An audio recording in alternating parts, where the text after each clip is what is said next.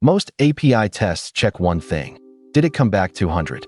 But an HTTP API is a contract, and that contract is written down in the RFCs.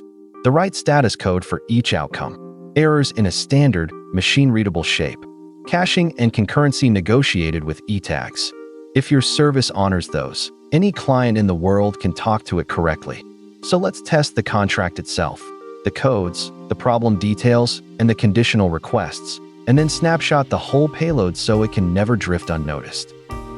So what does the contract actually say? 3 things we'll test. 1. The right status code for each outcome. Not found is a 404. Invalid input is a 422. Nothing changed is a 304. A precondition failed is a 412.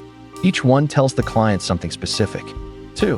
When there's an error, the body is problem details, defined by RFC 9457, a standard application problem.json shape with a type, a title, and a status, so any client can parse the failure without scraping a custom error blob. And 3. ETags from RFC 9110, a version stamp on the resource that powers caching with if-none match and optimistic concurrency with if-match. These aren't nice-to-haves, they're the contract. Start with the codes and the error shape. We get a to-do that doesn't exist, and we assert 2 things.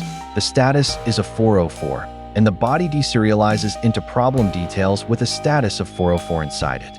That's the RFC 9457 contract, a standard error object, content typed as application problem.json, that a client can read without guessing.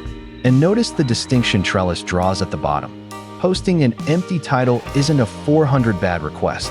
It's a 422 unprocessable content because the request was well-formed, but the value object validation rejected it.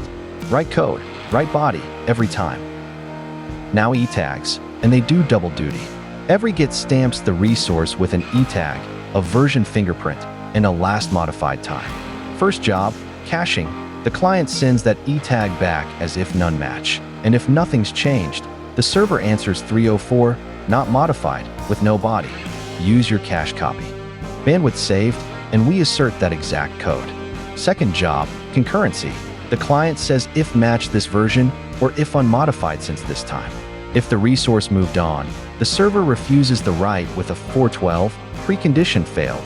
That's optimistic concurrency, and it's how you stop 2 users silently clobbering each other. Both behaviors pinned by tests. And here's a sharper tool for the body. Asserting problem details field by field is tedious and easy to underspecify. Verify, a third-party snapshot library, flips it around. You call verify on the whole response, and it captures the status, the headers, and the body into a text snapshot. The first time, you eyeball that snapshot and approve it. It gets committed to Git as the verified file. From then on, every run compares against it. And if anything in that payload changes, even a header, the test fails and shows you a diff to approve or reject. You're not guessing which fields to assert anymore.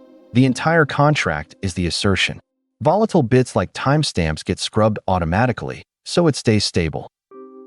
So here's the checklist for an API you can trust at the wire.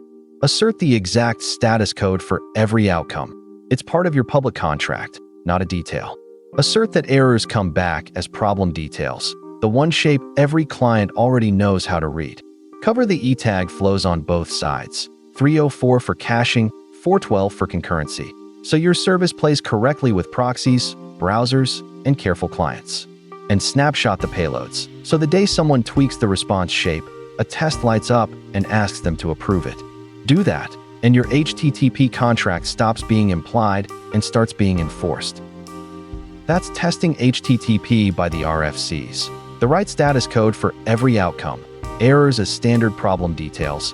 ETags driving both caching and concurrency, and a snapshot of the whole payload so the contract can't drift behind your back.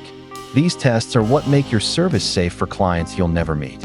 Next time, we test the gate at the front of every request. Authorization, roles, attributes, and the subtle difference between hiding a resource with a 403 and a 404. Subscribe, and I'll see you there.